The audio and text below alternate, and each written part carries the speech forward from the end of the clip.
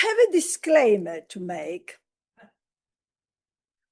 I disclaim any interest in being appointed as an arbitrator in speed and performance claims.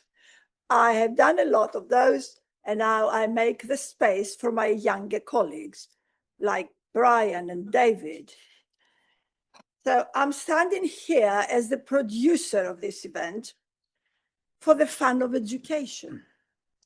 We learn better through fun. I'm sure you know that. When I invited Brian to take part in the panel, he said amusingly, "Oh, this area is the Wild West of shipping.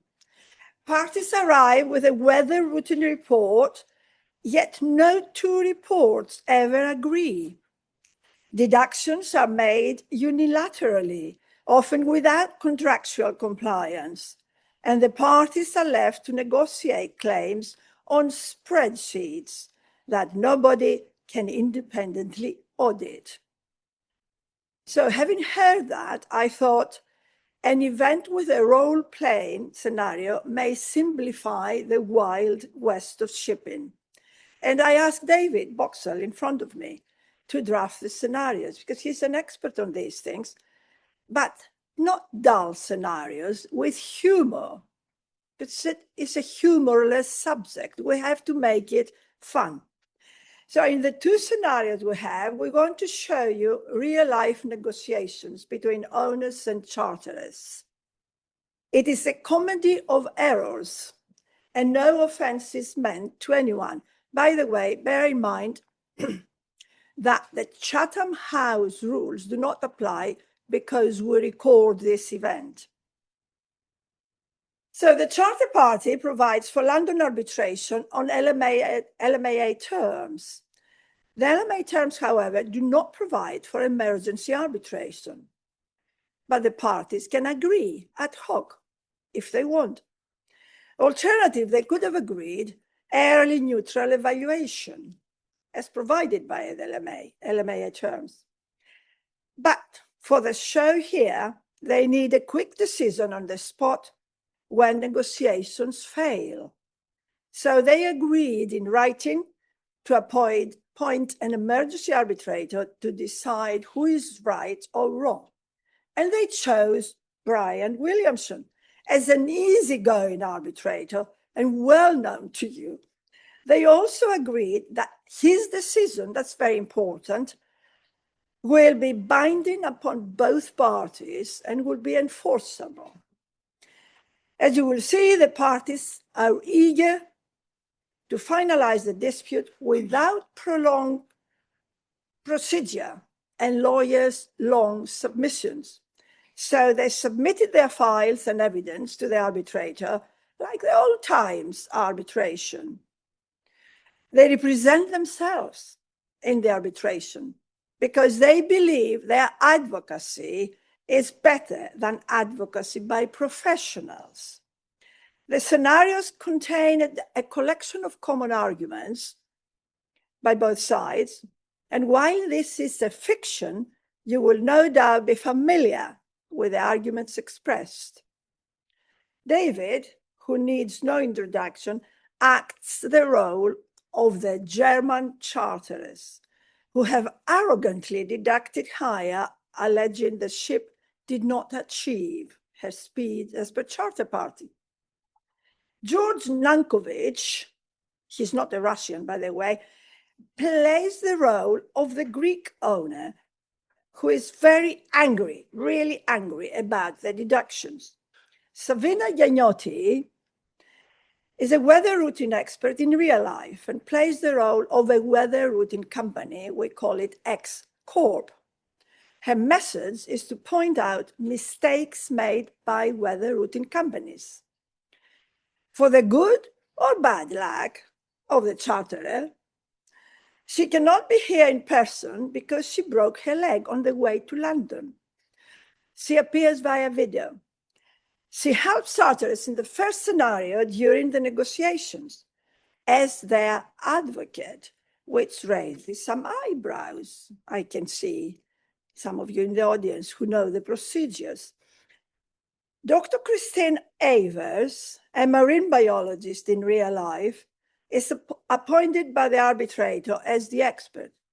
The arbitrator is allowed to do that under the AA 1996. She's an expert on marine growth attached on ships, and she's called on in the second scenario. You will find their CVs distributed in your handout. So we may begin scenario 1. Players, if you have heard that word in the celebrity traitors, it's familiar to you. So players, take your positions and begin your negotiations. Dear owners, now that your good vessel has completed the one-time charter trip from Antarctica to Svalbard, Norway, with a cargo of penguin yoga mats, our weather routing company, X-Corp, has calculated the vessel's underperformance and, not surprisingly, found that time was lost and fuel overconsumed. Large amounts of US dollars will be deducted from the next hire payment. Thank you. Malakas. There's no point in arguing about it. We're holding on to the money so that we can do what we like. Please confirm the deduction is agreed in order to remit the balance hire. This is outrageous. Look, the weather routing company, X-Corp, are professionals. They obviously know what they're doing. They've been routing vessels and calculating performance for decades. In first instance, X-Corp has not used the contractual terms to monitor the vessel. So how can this be in good faith and on reasonable grounds? Charterers are really surprised by owners' hostility. Fortunately, we don't have to answer. We will pass the owner's nasty comments on to X-Corp, who can give owners a response. We will just sit back and watch the show from our Teflon desk. Have a nice day. The vessel has not underperformed. We will pass this to our legal team, who will commence arbitration and make charterers suffer. We will contact BIMCO and report you to Interpol. We will not rest until charterers are dead in the water. Have you heard, are you aware of the arbitration award that decided that charterers cannot deduct hire? This is London Arbitration 17-19. This is our lifeblood. Do you hear? Well, as long as we're holding on to the money, we're going to act tough. X-Corp have this to say in their report, which please take as coming from us, even if we didn't write a word of it and don't understand it. The vessel has been monitored by X-Corp in accordance with industry standards. This shows that in good weather, the vessel was only able to perform at 10.74 knots, but should have reached a minimum of 12 knots in good weather. The overall consumption per day was 29 metric tons, whereas the charter party requires a maximum of 20, plus 5% for the about. The vessel has clearly underperformed. One moment. X-Corp have asserted the maximum Beaufort 4 and significant wave height of 2 meters. That it is the contractual definition of a good weather, but it is their own definition of good weather. The basis of X-Corp's report is missing a lot of the agreed terms, and it's not contractual. And why do we have to have this discussion with X-Corp? Why don't charterers respond themselves?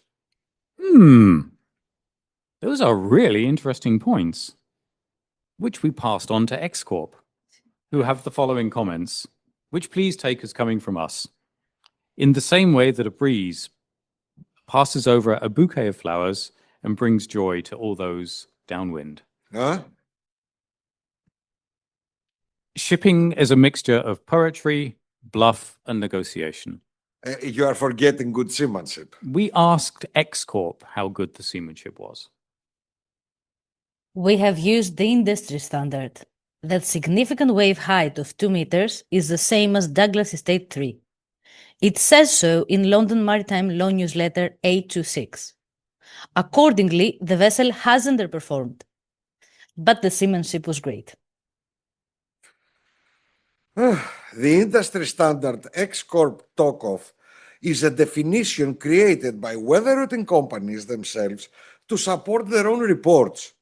They make opaque in-house calculations, apparently coming from unknown satellite data and hidden algorithms so that a claim is artificially generated out of thin air.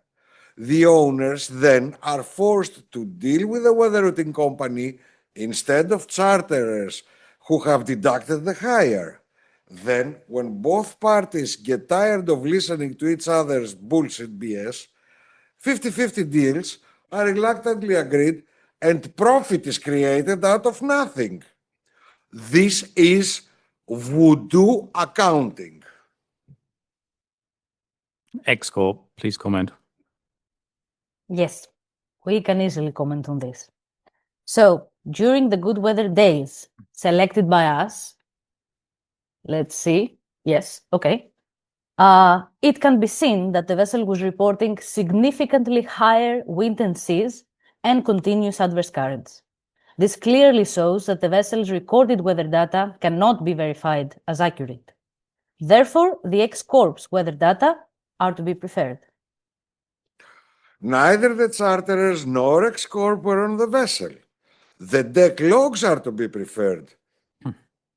Why we owners are forced in arguing a claim with meteorologists? Okay, 50-50. Forget it. Either you or better still your weather routing company must put up security now. X Corp expressed many opinions on behalf of their clients about how the vessel has underperformed, allegedly underperformed. They manipulated the definition of good weather in order to make their calculation. Charterer's weather routing company has surely crossed over the line of being independent. We don't recognize what you're talking about. This is how it's done in the shipping world, my friend. Who else but the weather routing company can explain their own reports? This does not cross the line of being independent. Well, my friend, so-called friend, charterers have not proven any time lost contractually. They have instructed their weather routing company, they have not instructed the weather routing company, correctly. They have made a deduction from hire based on a report they don't even understand and they cannot themselves comment on.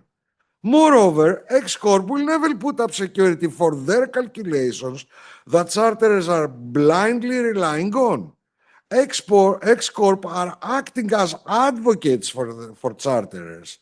They are therefore no longer independent as required by the charter party. How do you plead on that? 60-40. One more thing. When the vessel arrived at the discharge port, she went to anchor for several days waiting for a berth. As the claimed time losses for less than a day, there is actually no time lost. Ella, what a load of bollocks. What bollocks? This is a claim for damages. Therefore, there has to be a loss. Well, apparently, the parties have not been able to settle, and they are lucky to have their arbitrator at hand. Mr. Brian Williamson, take your seat. I've considered the submissions of both sides, the correspondence exchanged, and the weather routing company reports. My findings are as follows. A deduction from hire is not a negotiating tactic, nor an expression of commercial annoyance. It is a legal act. Possession of the hire may be 9/10 of the law, but the missing 1/10 is called proof, and the burden of proof rests squarely on the charterers. A deduction is permissible only when made in good faith, is supported by reasonable grounds, and not in breach of the charter party. If charterers believe the vessel has underperformed, the correct course is to demand security and to pay hire in full. To withhold hire without proof is to confuse confidence with entitlement.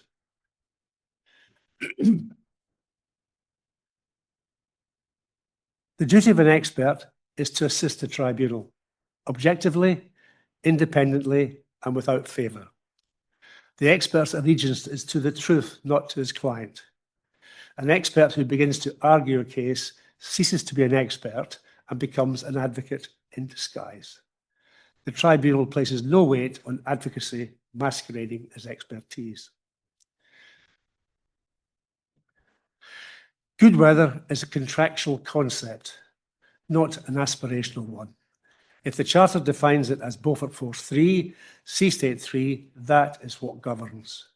A weather routing company that substitutes Beaufort 4 as significant wave height 2 metres may be entirely sincere, but it is no longer applying the contract.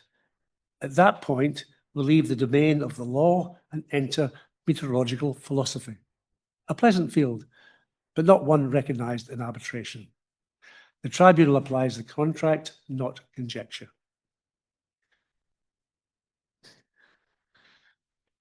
An expert may analyse, but it must not advocate.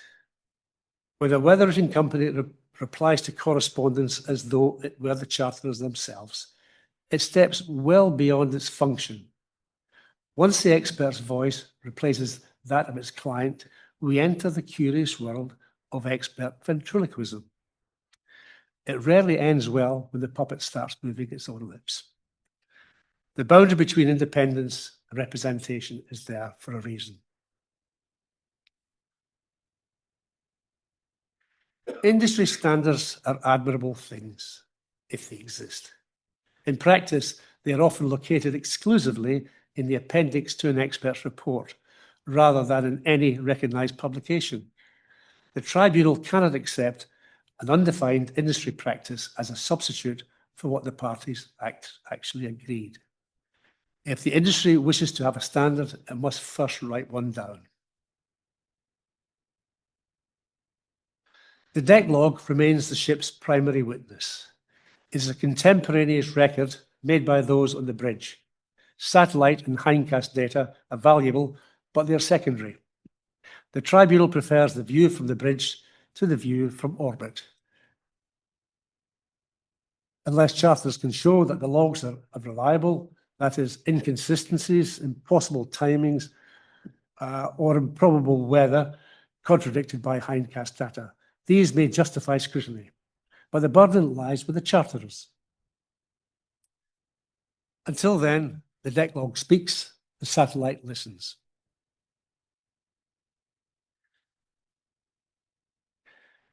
Is a proven loss required? Yes. A performance claim is a claim for damages, and damages require a measurable loss. Time lost, misberthing, wasted bunkers, or an identifiable commercial disadvantage. Absent such a loss, there may be irritation or disappointment, but not a cause of action. Disappointment is not compensable. Without a quantifiable loss, we do not have a claim, merely a grievance in search of a victim. For these reasons, the tribunal finds that deductions from hire require reasonable grounds, good faith, and proof. Experts assist, they do not argue. Good weather is contractual. A weather routing company may analyse, but it cannot act as both agent and umpire. Undefined industry standards do not assist. Deck logs prevail unless unreliability is established. A claim without a loss is a grievance, not litigation. In my decision, the owners are right. The charterers must pay the balance of hire in full. Thank you. We're going to appeal. Give me my money. Where is my money? I want my money. I'm waiting for my money. After this stated and handshake between our two charters, they have another dispute. And this is, again, a time charter, hull growth found. Question is, where and when was found? So, parties, players, please negotiate. Dear owners, on the laden leg from Florida to Greenland, with construction parts for the president's new White House, as you know, there was an underwater inspection at the discharge redelivery port, which revealed there was considerable hull growth. As this growth simply could not have occurred anywhere en route, because barnacles cannot swim fast enough to catch up to a moving ship, it is obvious that the vessel must have been delivered with hull growth. X-Corp shows an underperformance. Therefore, charterers are setting the vessel off hire for the time lost and fuel overconsumed. Hold on a minute. There were no good weather periods, correct? This means that your X-Corp report is invalid and there is no claim. But this distorts the facts. The vessel clearly underperformed. We can neither confirm or deny until owners are given a charter party compliant report. We don't have to. We can use an alternative method alluded to in the Divine Gate to determine the vessel's actual performance and compare it to the warranty of capability. If the vessel was not able to meet her warranty on delivery, then the vessel was misdescribed. Bad faith, fraud, punitive damages. Owners cannot hide behind an exception clause when the vessel had hull growth and could not perform. Who says the vessel could not perform? X-Corp in their report. Is that same X-Corp that did not find any good weather periods? It was close to good weather. What do you mean close? The charter party does not accept close as being inside the warranty. The warranty is binary, not arbitrary.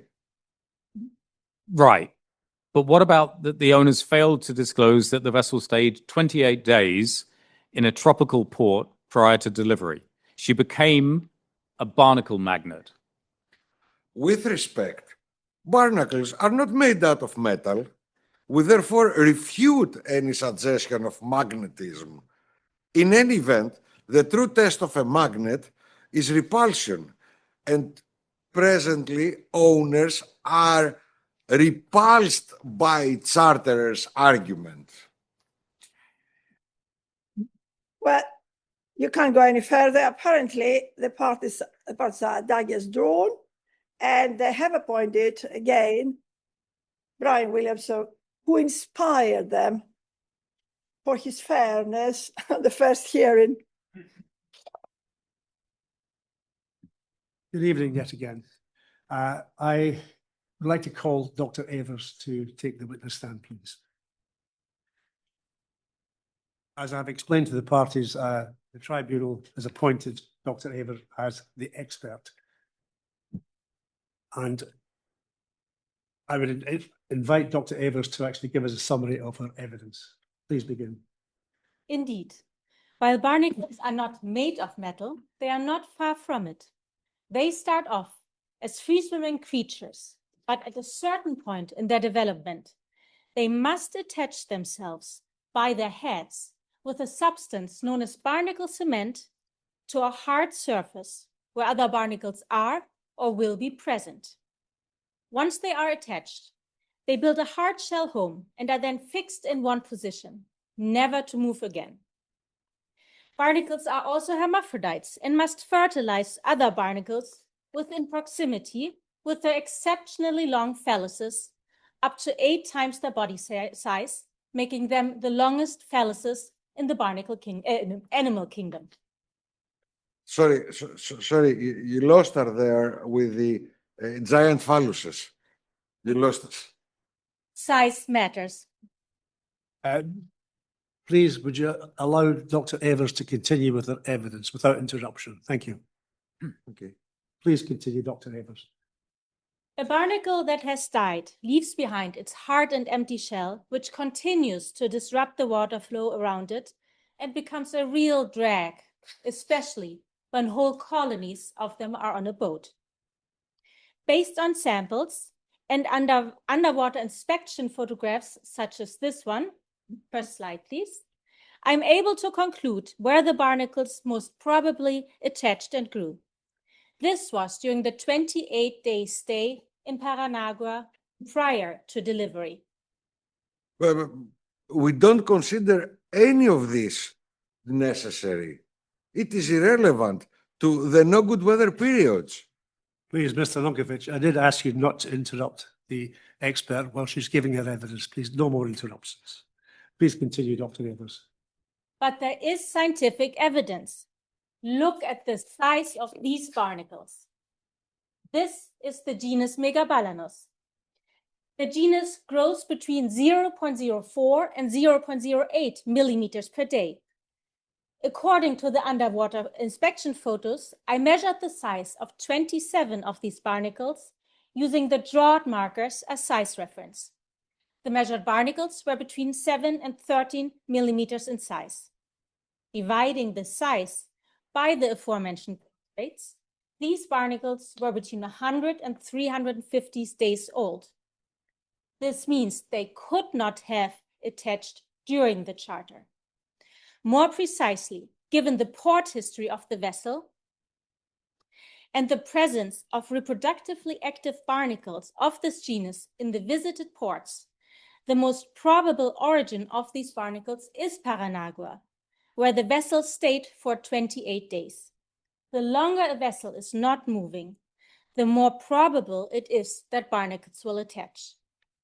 In summary, knowing the genus or species of barnacle, the rate of growth, the presence and reproductive status of the barnacles in the visited ports, it is possible to reverse engineer where they first attached. Thank you, Dr. Ewers. Your evidence was most enlightening. Would you please remain in the witness stand as there may be some questions arising from the parties.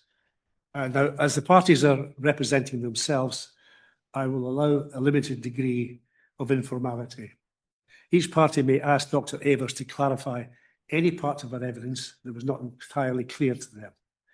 Indeed, if either party wishes to challenge any part of our evidence, they must speak up now and explain exactly what part of our evidence is being challenged and on what basis, before I consider making my ruling on the evidence before me. And so far as I'm aware, neither party has appointed its own expert. As charterers and the claimants, I invite them to go first. Do you have any questions for Dr. Ewers? No questions. In that case, I invite owners to seek clarification if required. No questions to Dr. Evans. Thank you. You can now make your closing submissions as best you can without the help of counsel. Owners, would you like to go first? Yes, thank you. Well, that's lovely. But if there are no good weather days, how can the performance of the vessel be assessed? Haven't you heard of the DDME? Yes.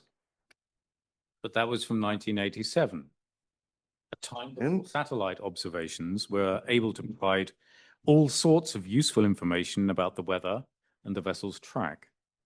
Today, almost 40 years later, we have ChatGPT, AIS, computational fluid dynamics, and hourly hindcast data, weather data.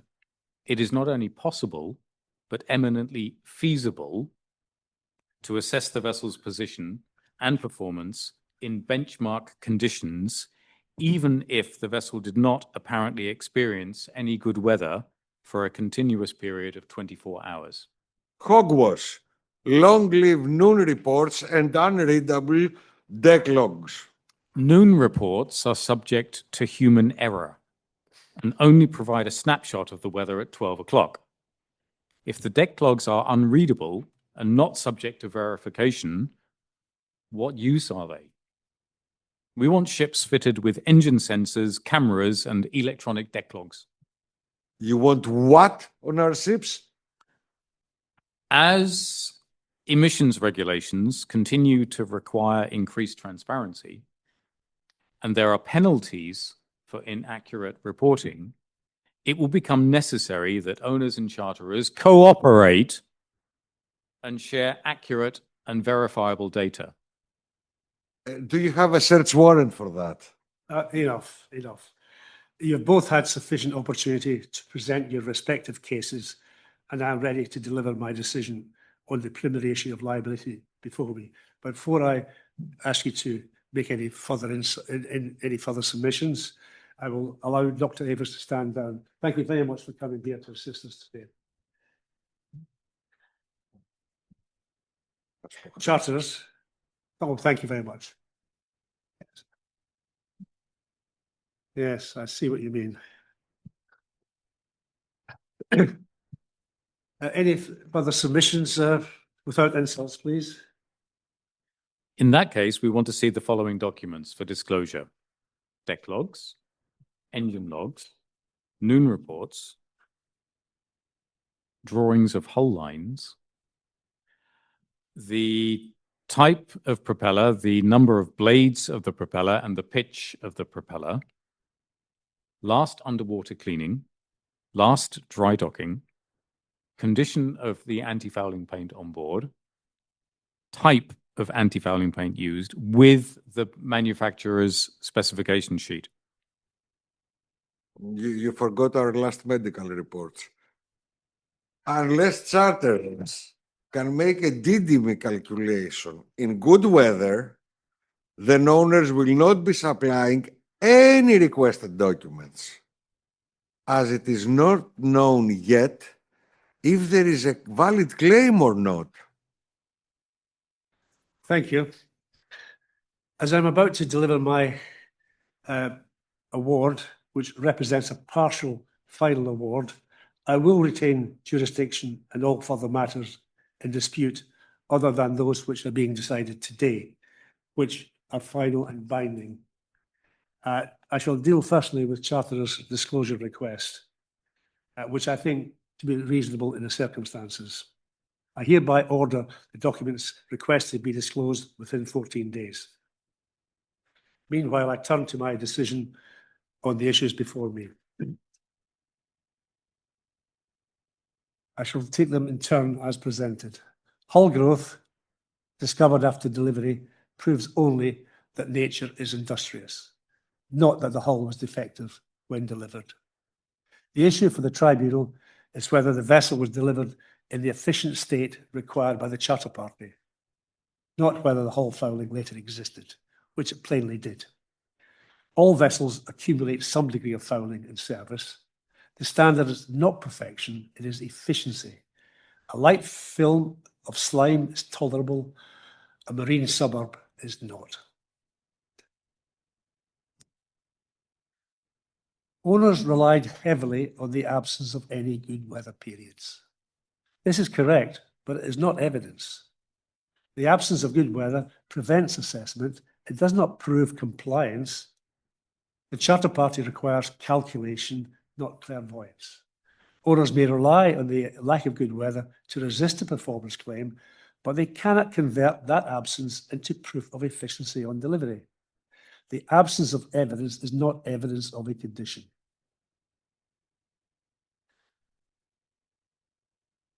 Exception clauses protect owners from the consequences of adverse conditions during service. They do not absolve them from a condition already present on delivery. An owner cannot shelter behind an exceptions clause, but neither should they face allegations drafted by a meteorologist with imagination. The tribunal will not impose strict liability for every organism that clings to the hull. The sea provides enough surprises without legal encouragement. Properly applied, exception clauses cannot cleanse a pre-delivery defect. Underwater photographs are eloquent on condition, but they're silent on cause. They show what is present, not when it's attached. In that respect, the marine biologist's evidence is decisive. A barnacle's size may suggest its age, but its birthplace is a matter for science, not inference. She identified the genus Megalanobus, native to the warm waters of southern Brazil, including Paranagua. Using the draft marks as a scale and applying a recognized growth rate of 0.08 millimeters per day, she concluded the colonies were at least 100 days old. Her evidence was clear, coherent, uncontradicted, and unchallenged. On the balance of probabilities, the barnacles first attached during the vessel's prolonged stay at Paranagua before delivery. The tribunal regards scientific analysis as both sound and legally sufficient. More Archimedes than David Attenborough.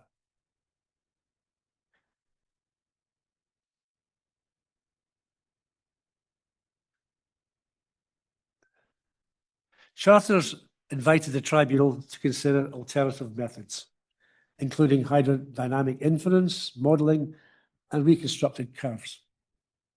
I have considered the relevant authorities, from the practical wisdom of Mr. Justice Hobhouse in the DDB in 1987 to the more recent and careful analysis of Miss Claire Ambrose in the Divine Gate as recently as 2022. The DDB permits a rough and ready approach to estimating loss in varied weather. The Divine Gate recognises that alternative methods may be used, but only with caution and only where the evidential foundation is secure. By their nature, alternative methods depend on inference, but inference requires evidence, not optimism. The elegant outputs produced by modern tools, computer fluid dynamics, artificial intelligence, the reasonable grounds model, and the cousins can be impressive when displayed at conferences. Cross-examination, however, has a well-known ability to restore perspective.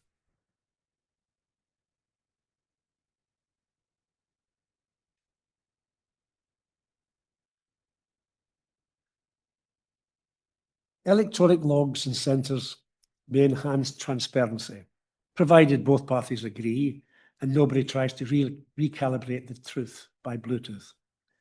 Hidden cameras on the bridge remain discouraged, unless they're filming the sequel to the Divine Gate.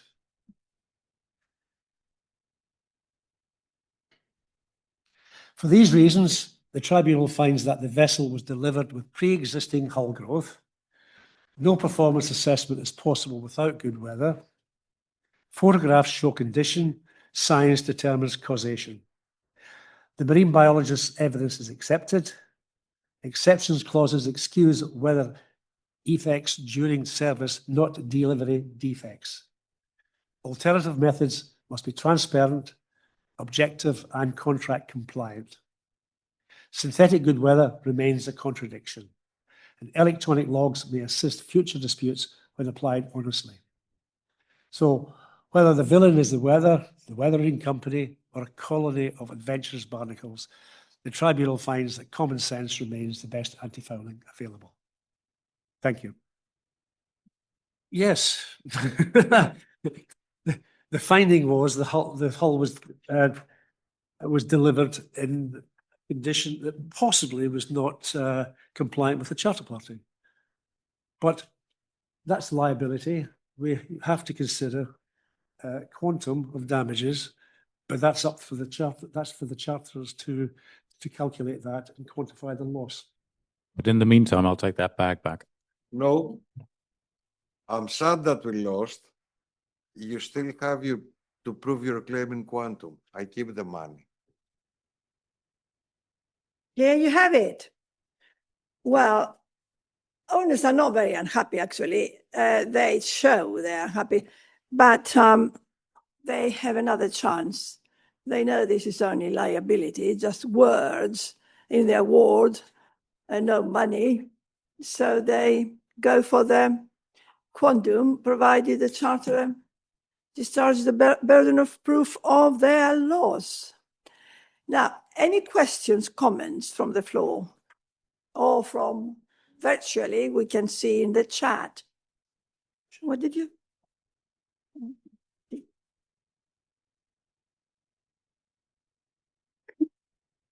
A couple of oddments, one small, one big.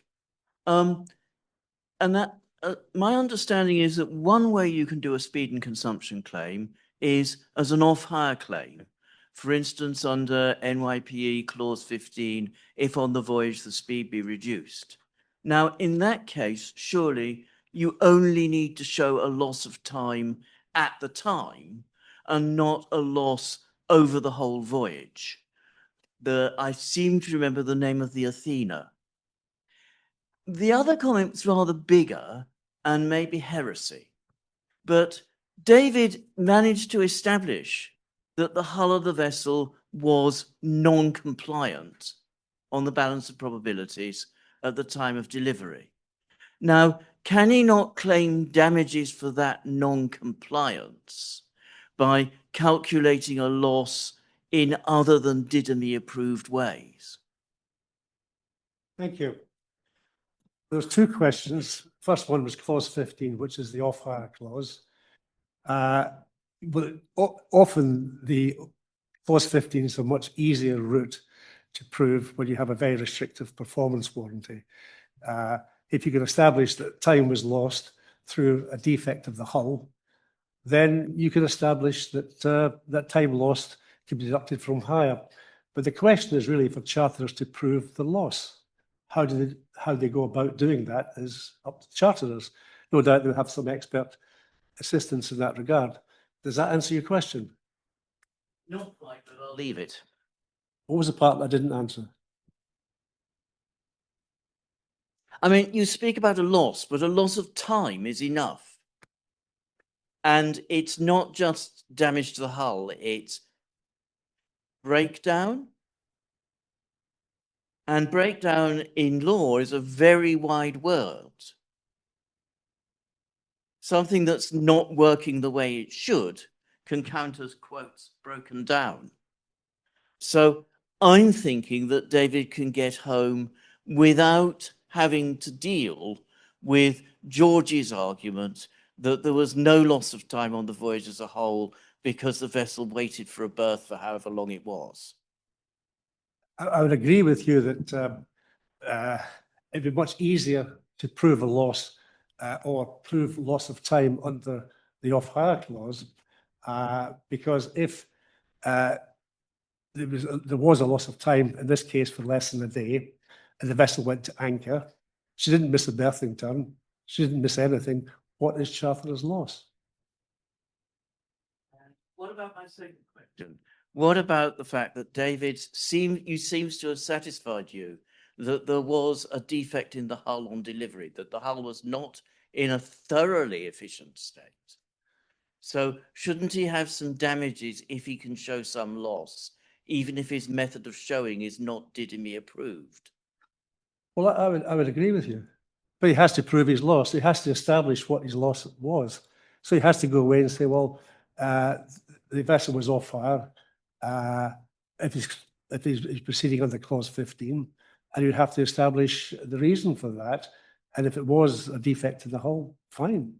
But that's the next session, the quantum. We've just been dealing with liability today.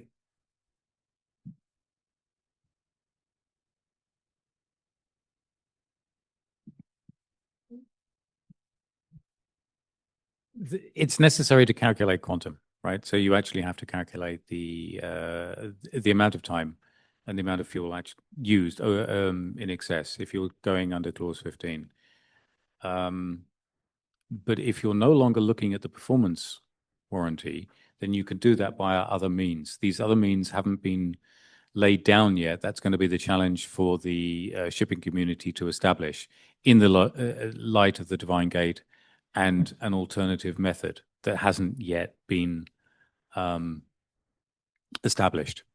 So it's open to whoever to make a calculation that is on the balance of probabilities, showing a time loss and a fuel overconsumed. But okay, good. You want a concrete answer? I can't give you one. It hasn't been established yet.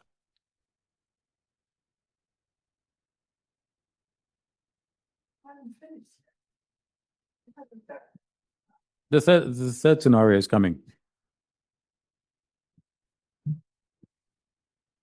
Okay.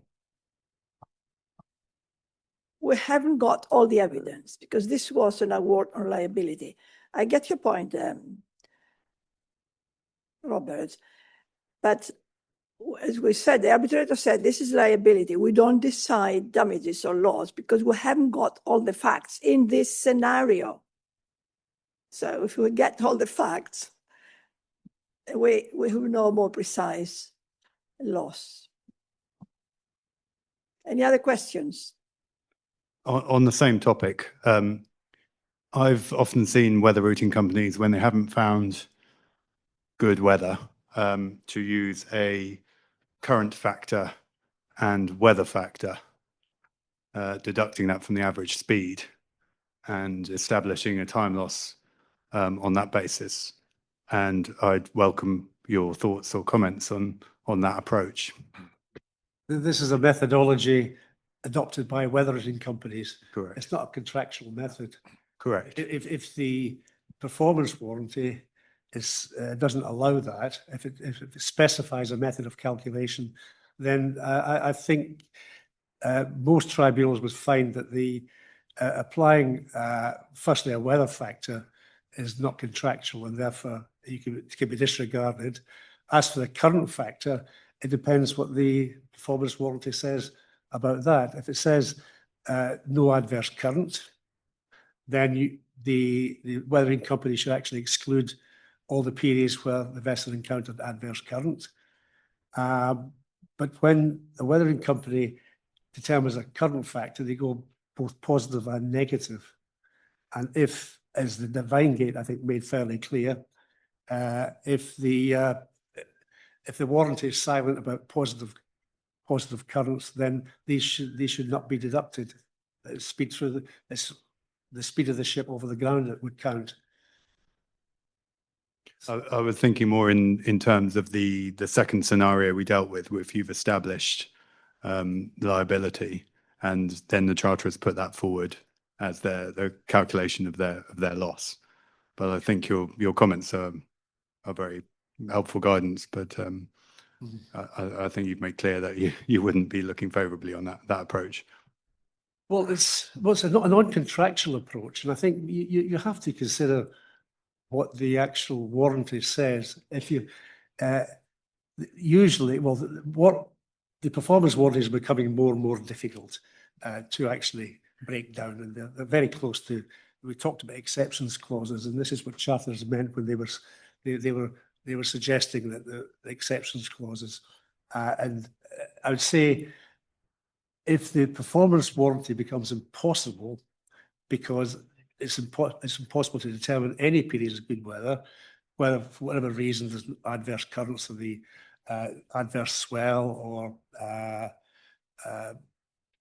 maximum wave height 1.25 meters or something like that, it's getting pretty close to the exceptions clause. Then you have to apply the standard applied to exceptions clauses, and if the owner shouldn't be able to hide behind it. So this is where David's reference to alternative methods becomes very useful. But as you said, there hasn't been one established or accepted as yet.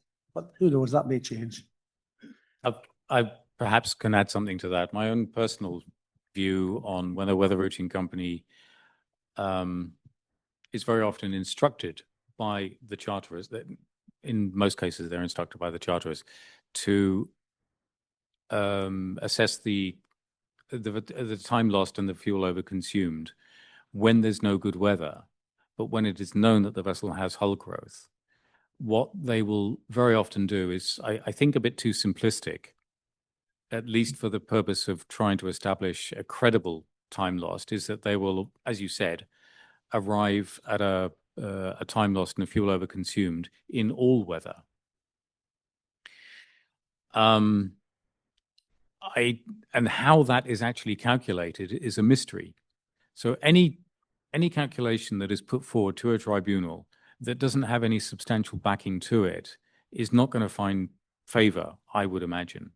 It has to be a demonstrable calculation that is believed.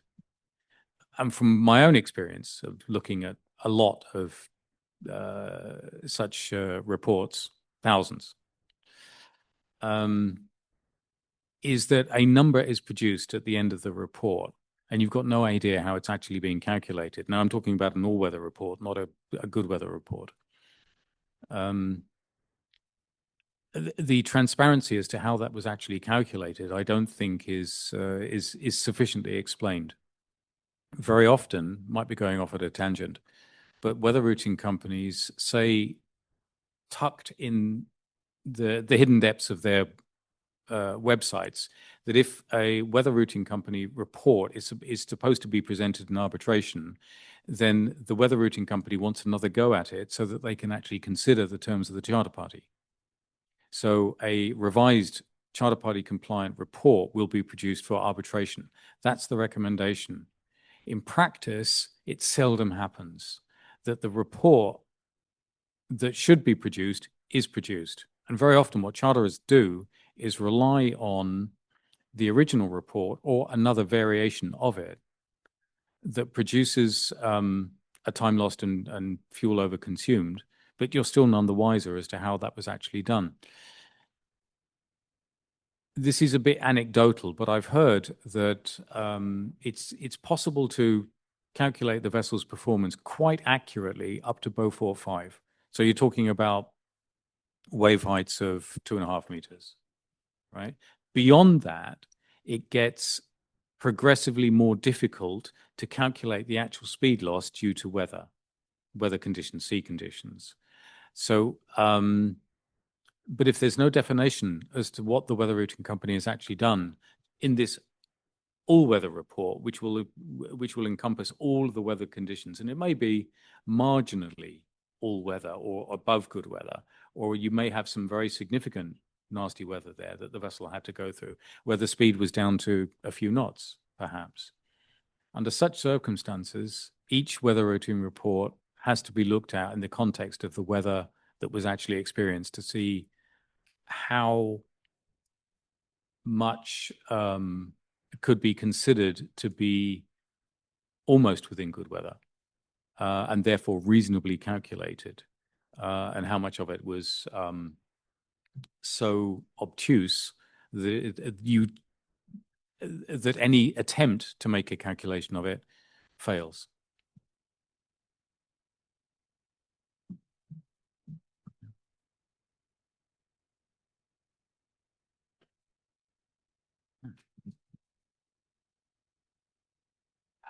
This might be a bit of a basic one, but an on-hire bunker and condition survey, would you be able to see signs perhaps, or use that?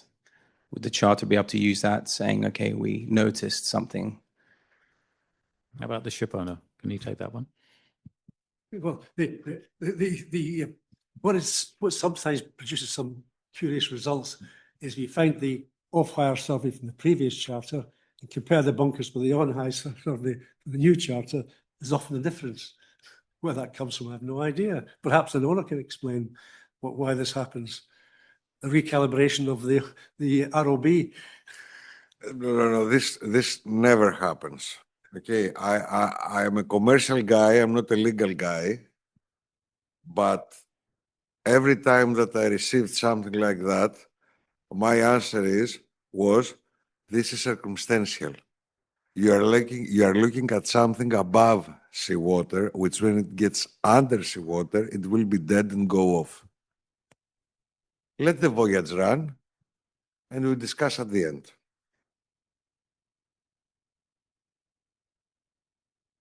There are ways to overcome this for charterers, but I'm not going to tell you.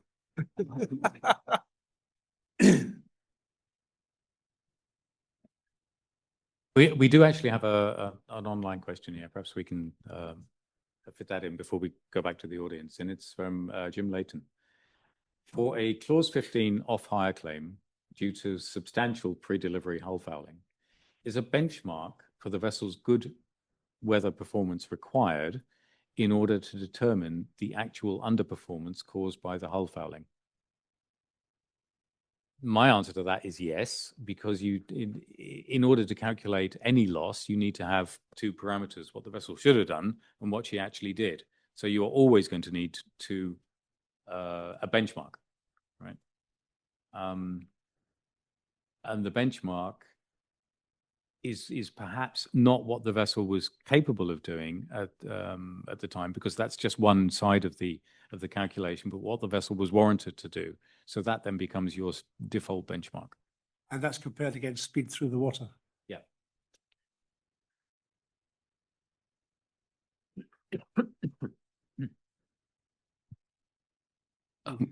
I had 2 points, but now they became 3. The first one, the assertion that there was no loss in the first scenario when the ship arrived late, I don't think it's correct, because when clock stops in shipping, someone pays up. So when what? Sorry. When clock stops, someone pays up. Yeah. And when the ship arrived late, doesn't matter if it had to wait, but the ship was prevented from tendering notice of readiness, and the late time did not voyage start. charter party. You can't mix up time charter parties. With No, voyage charter. I understand, but that will be a damages claim which will be passed on, isn't it? Yeah, but then you have to put it this way.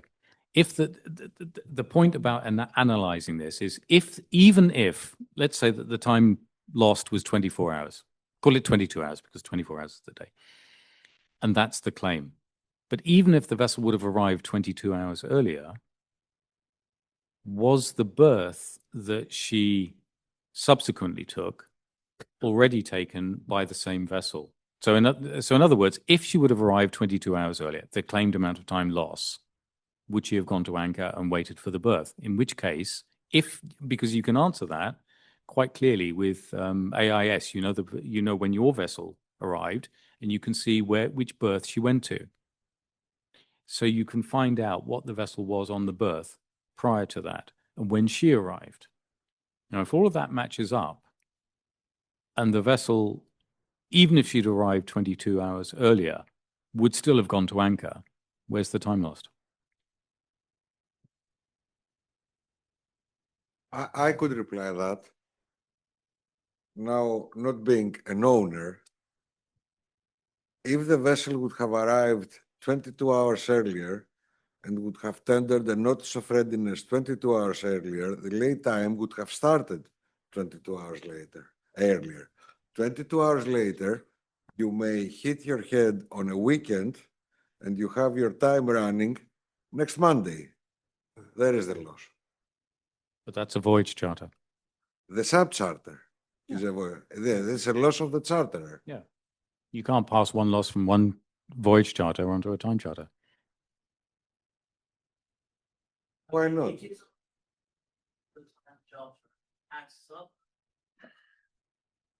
And if he suffered it as a result of a breach of contract, I don't see why he can't recover. And it's quantified. Well, then you have to make an assessment as to. That's the easy answer to say that there was no time lost on the voyage. There's two ways of doing it. One is in terms of damage, and the other is in terms of off-hire. Now, I fully agree with you. If you're doing it in terms of off-hire, then it has to be a failure to perform a physical service. It can't be failure to do something under another contract. But if you're making a claim for damages, what you need is a loss.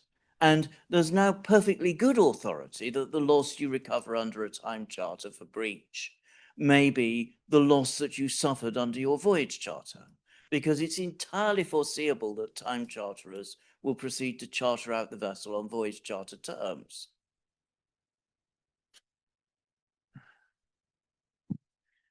Sorry, I've interrupted your question.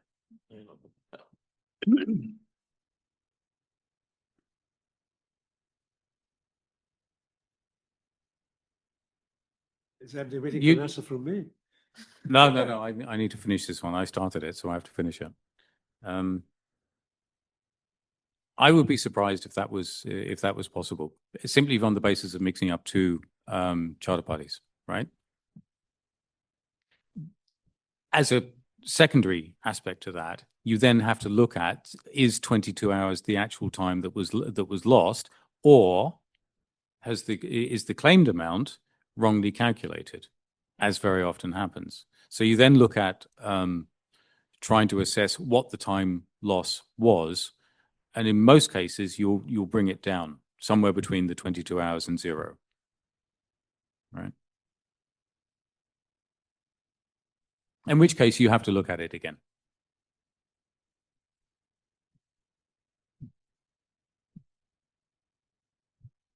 Okay, I go to the second point I had. In the second scenario, when the ship was apparently delivered in outside the warranted condition due to spending time in Paranagua, it surely would have been the case that the barnacles would have grown up to a certain clear-cut line, which was the ballast water line at the time, which additionally proves that the ship, the pattern of the hull growth would be such that it will unequivocal, I mean, without any doubt, would prove that the ship could not have fouled during the laden voyage under the charterer's order. Just the question is? Suggestion. Sorry, what's the question? Well, it's not a question, it's just observation that the ship must have been in ballast. Yeah. Waiting to load. Yeah. So any marine growth would have extended only to the current water line. I think also, if the vessel's in ballast when it arrives, any barnacles above the waterline would be visible. Yeah, and if that's there was no barnacles above the waterline, but when the ship was redelivered and discharged, and there were barnacles attached to the side above the ballast water line, then they clearly attached during the voyage. So that would be a charterer's problem. But I think most of well, I didn't look closely at Dr. Ewers' photograph. I can't remember what the draft mark was with those photographs, but I suspect it was quite a very shallow draft. I wonder if we can get that slide back up to see where it was. Yeah, it was only a close up. Yeah. 4 meters, looks like 4 meters. Well, that's loaded. That's loaded. That could be, the ship could be in ballast then. But below the ballast water line, that's where most of the hull fouling takes place. Yeah, my point was that usually when this happens, there is a clear-cut line, which is just the ballast water line at the time. Yeah. Up to where the barnacles go. So it just shows. My point is that the report, the expert report, could have also addressed this fact. Certainly, I agree. And the third point regarding the lack of good weather and assessment of the ship, or rather the impossibility of assessing the ship's performance. Sometimes it is not unheard of that ships' description is under-declared. Is that what, sorry? Under-declared. The speed is under-declared. For the simple reason that the owners just making sure that they don't get claims. So from where it follows that the mere existence of fouling doesn't mean that the ship could not have met the charter party description if the ship's speed was under-declared. Well, that's very true, but if the owner had to increase engine power to achieve that speed, it would burn more fuel. And then she might be burn too much fuel. So the claim wouldn't be for lost time, it would be for excess fuel consumed. So there's a fine balance between what the ship's capable of and what the actual ship does in practice, because most ships that are suffering from hull fouling, and this is undetected on delivery, it's there, but the master knows he can't make that speed without burning too much fuel. Therefore, they wind back the speed not to exceed the maximum consumption, because this attracts less attention. If the ship didn't burn more fuel per day than warranted, then they can blame the rest on the weather. That's how it actually works in practice, at least in the cases that I've actually come across. In most ships going at economical speed these days anyway, there's always reserve power to increase the revolutions to achieve the speed. But they choose not to do so for a reason, because there would be an inevitable overconsumption claim at the end of the charter. I don't know, perhaps George has got some views on that, but what do you do? I would like to. Yeah. I didn't understand the question on this last. Is it bad for an owner to under declare the capabilities of his vessel? No, not necessarily. My point is Not that at all. my point is that the mere fact that the hull was found fouled on delivery, and because it was not proven due to the lack of good weather, whether the ship could perform according to the description in the charter party or not, doesn't mean that the ship could not have performed, because if the ship was the speed was under declared. Why would we say under declared? We negotiate and we arrive at the agreement that my vessel is doing 11.5 knots. Because the practice is that fuel consumption is whatever it is according to the power curves. But you can declare the speed with 10%, with 20%, with 30%. With whatever I want, and you see the description, you see what my ship is doing, you know the type, you know the main engine type, you either agree or not. And put it differently. Would a charterer pay more money if I would declare a better speed and less consumption? No. It could give the charterer the opportunity to lodge another fictitious performance claim. So yes, I cut half a knot and half a ton. Still. I think it comes back to the question of efficiency, the condition of the hull on delivery. All ships have some degree of fouling, but that doesn't stop them from performing as warranted. Exactly. Especially when I'm not getting paid for saying the truth. I've seen some owners deliberately underdescribe their vessel's performance. And by doing that, I mean, you could argue that they're leaving money on the table, because, I mean, a vessel that can go faster and uses less fuel is going to attract, theoretically, a greater hire rate. But if the owner is so conservative that they describe their vessel in that way, the chances, they do it for the purpose of not getting any speed claims. And it's a very effective practice. Excuse me, it's not that. It's also mentality.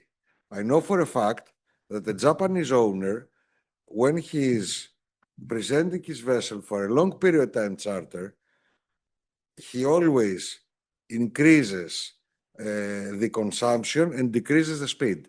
Always. Because Japanese owners hate speed claims. They always do that. And I know that because I was working for a company who was chartering mainly Japanese vessels on long period time charters, and the first thing we were doing, knowing that we were mispresenting the vessels, losing the back-to-back and everything, is correcting these numbers when chartering out. This is not bad. Is what we agree. You give me more money, I'll tell you the correct speed and the correct consumption. You won't give me more money, so I'll give you the Super Eco one. Hi. I've always understood that the speed and consumption description is a warranty. So when the ship doesn't meet the speed or the consumption, then a performance claim is able to be made without showing any damage. But from seeing the two scenarios, I'm now confused. So would you be able to explain that to me? I didn't quite get the question. So just repeat Yeah, it, please. so in a time charter, the speed and consumption will be in the description. Yeah. And I've always understood that that is a warranty from the owner to the charterer. So if the vessel didn't meet that speed or consumption, a charterer can present a performance claim on that basis without showing any damage or loss. But from the scenarios today, I'm now confused. So if you could explain. If the charterer has suffered a loss, he will bring a claim. But if he hasn't suffered a loss, he can only manufacture one. And that's where the weathering company comes in. Would you agree? Yeah. There you go. There you go. Would you agree? Don't, yeah, No. of course. No admissions. Neither confirm nor deny. Sorry. So, Is but that- does that mean that the report from the weather routing company is my loss? Well, it depends. Is the report from the weathering company compliant with the charter party? This is where most weather routing reports fail. There's an element of non-compliance. And I think one of the scenarios showed that some weathering companies, not all, by no means all, they're all different and they come up with some quite amazingly different approaches. But if their methodology says, well, we'll feed into our algorithm that good weather is Beaufort Force 4 and significant wave height, 2 meters, that's their methodology. But the charter party, if it says something quite different, if it says, for example, maximum wave height 1.25 meters, then the weathering report is not doing a calculation that's contractually compliant. It's applied its own methodology, it's used its own algorithm, and it produces a result which is non-compliant. Therefore, you can't rely on the result. Well, I think you have to look at weathering reports from two sides. One is they reproduce weather based on hindcast data, which is one thing. They're reproducing factual evidence. But when it comes to producing opinion about time lost and fuel consumption, you have to look carefully at how they analyse that. And if it's non-contractual, the charterers won't be able to rely on that in arbitration. The arbitrators will look at it and say, well, it's not contractual, therefore come back with one that is contractual, then we'll look at it again. Or simply, if the charterers are not proving the claim because they relied on a non-contractual weathering report, the claim fails. So we have to look carefully at the weathering report. Thank you. Maybe I can just add something to that. There was a published award, I think it was 1214, I think, where X Corp was actually in competition with Y Inc. And you had the owners appointed owners appointed weather routing company versus the charterers. And the tribunal came down in favor of X Corp over Y Inc. It doesn't really matter. The point is that the two companies monitored the same vessel on the same voyage, and came up with two radically different results. In one, I think the vessel lost, I think it was 70, it might even have been 90 hours. And the other weather routing company produced a time loss of 50. And the overconsumption in one was quite considerable. I can't remember the exact figures, 40 or 50 tons. And the other weather routing company, X Corp, produced no overconsumption. So just by looking at methodologies of two different companies and so how they apply their good weather definitions means that you're going to get radically different results depending on which methodology you're using. So that's something that needs to be addressed right at the start. Perhaps they should get together and produce an industry standard and write it all down and agree to it. That would make a lot of sense to me.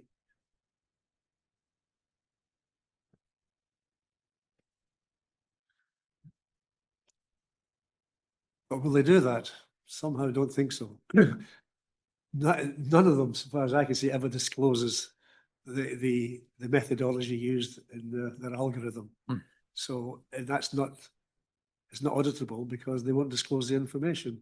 A good start might be to change DSS3 into something that a figure that is actually used by the weather routing companies to begin with. Yeah, well, DSC3 is usually accompanied by a figure in brackets, maximum 1.25.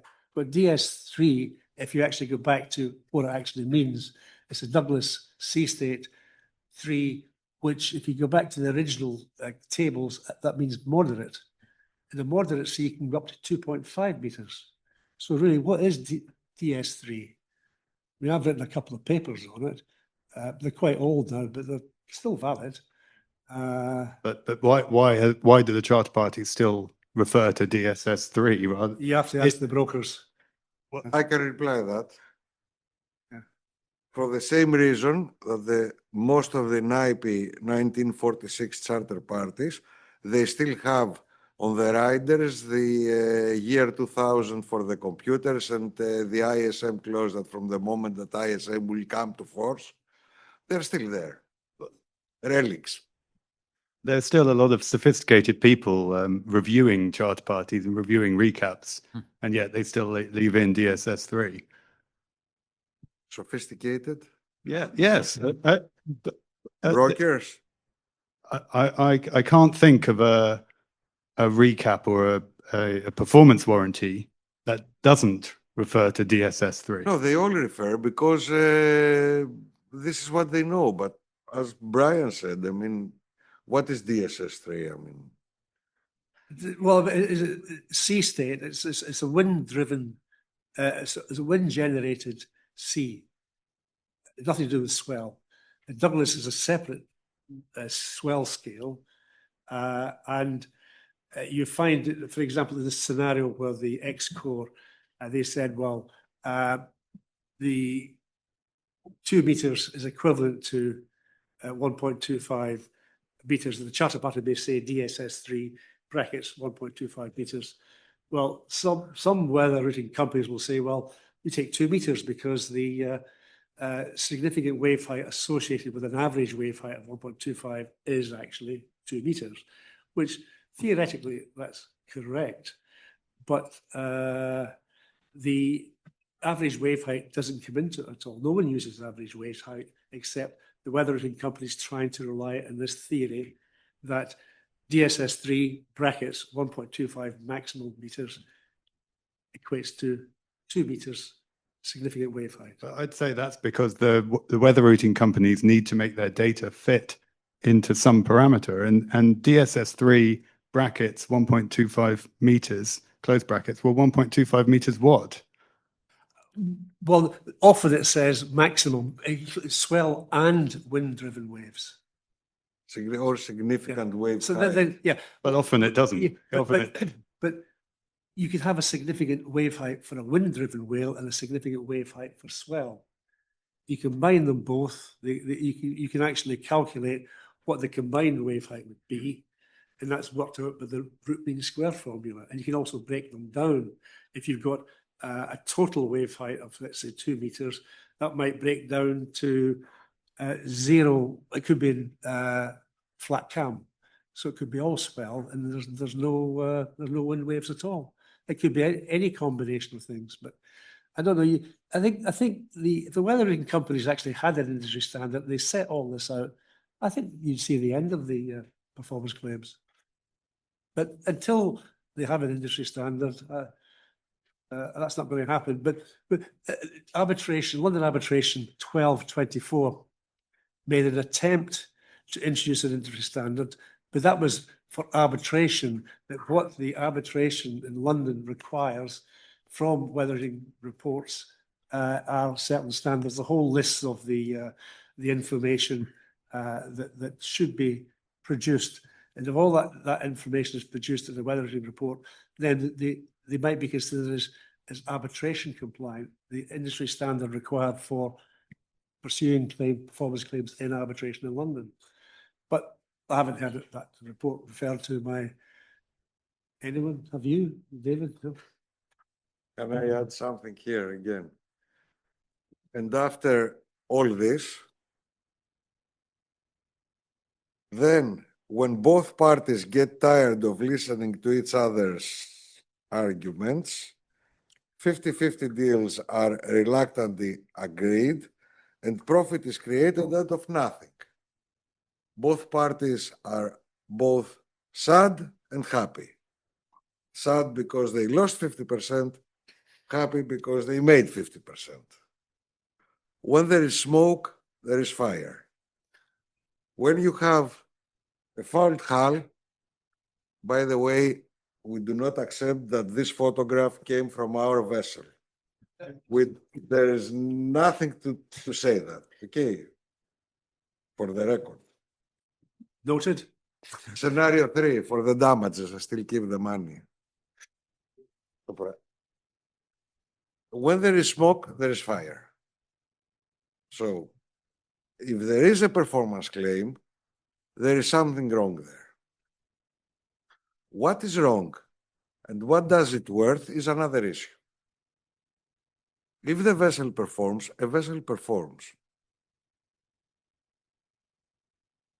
Now, we can all spend days, months, arguing, debating, rebutting, counter-arguing, more reports, more experts.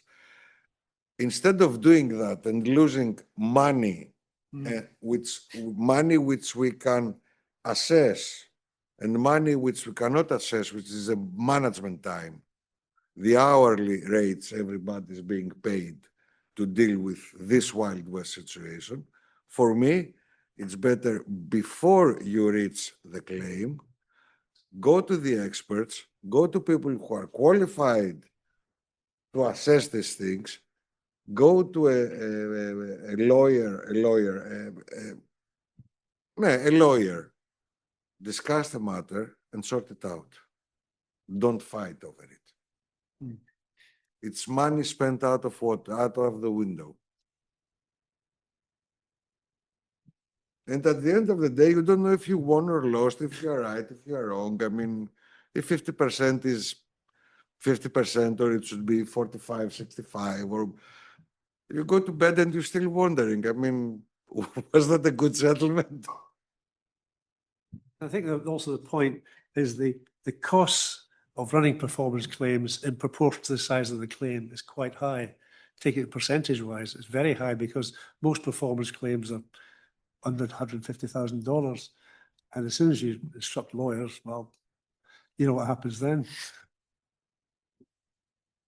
No, instruct lawyers to assist you. Or to settle. Settle down professionally, openly, discuss, and settle the matter. This is investment. Instruct lawyers to fight this. Why? You make the lawyers happy.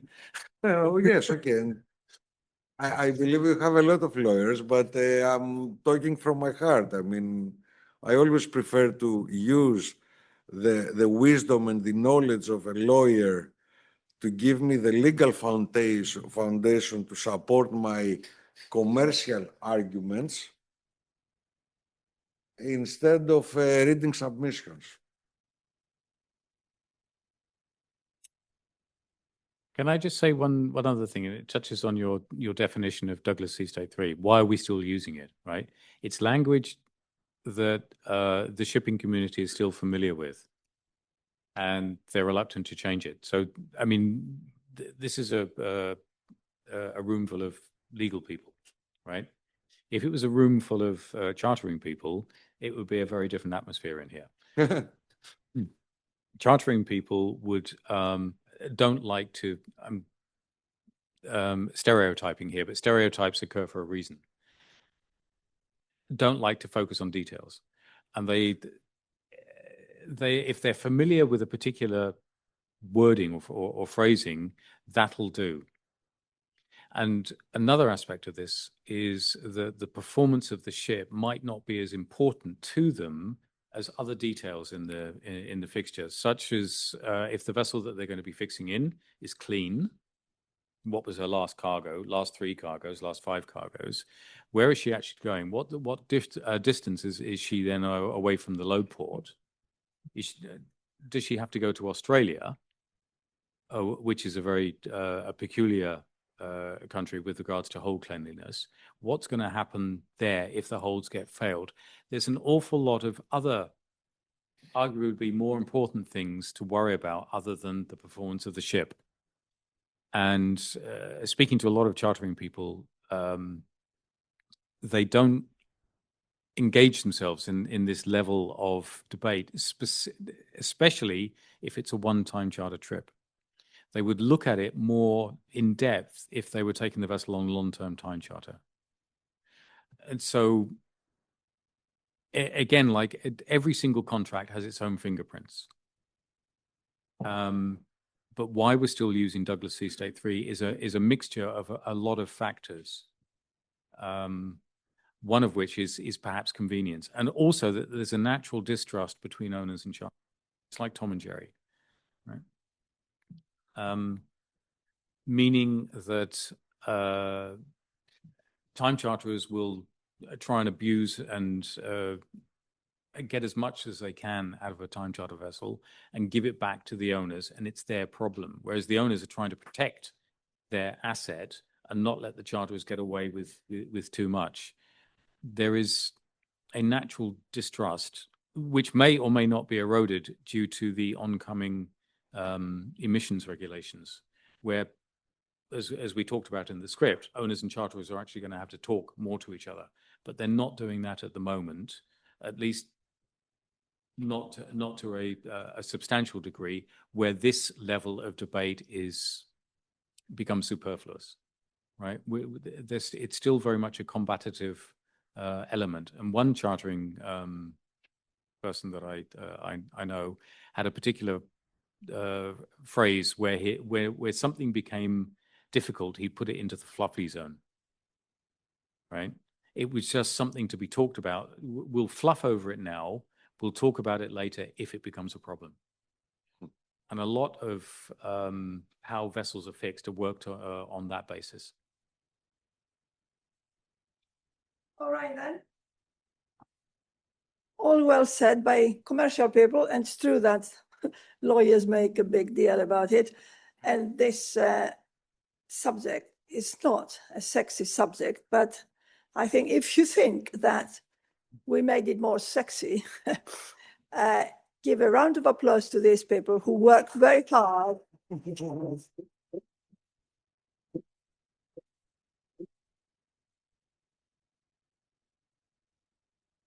think you were going to ask if they agreed with the decisions or thought they were unfair. Well, they don't seem to like the decisions because they thought they needed something more. Is that you like the preliminary? The awards, the decisions are preliminary for the liability. Did you like them? Do you agree? Yeah. They explained the issues they really explained the issues, and the arbitrator highlighted what we should be careful about. And I think they're fair decisions, despite the fact that parties or charters or owners may get upset, and that's real life. Avoid these claims, and I don't like them either. So you stop them. Somebody raise their hand there. There's a summary of the decisions available, printed version. Yeah, we have the summary printed.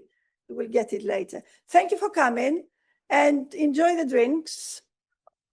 And see you in the next one, scenario 3. And if you allow me, if you thought that this was fun, come back again for part 3, when the charterer will try to quantify his alleged claim.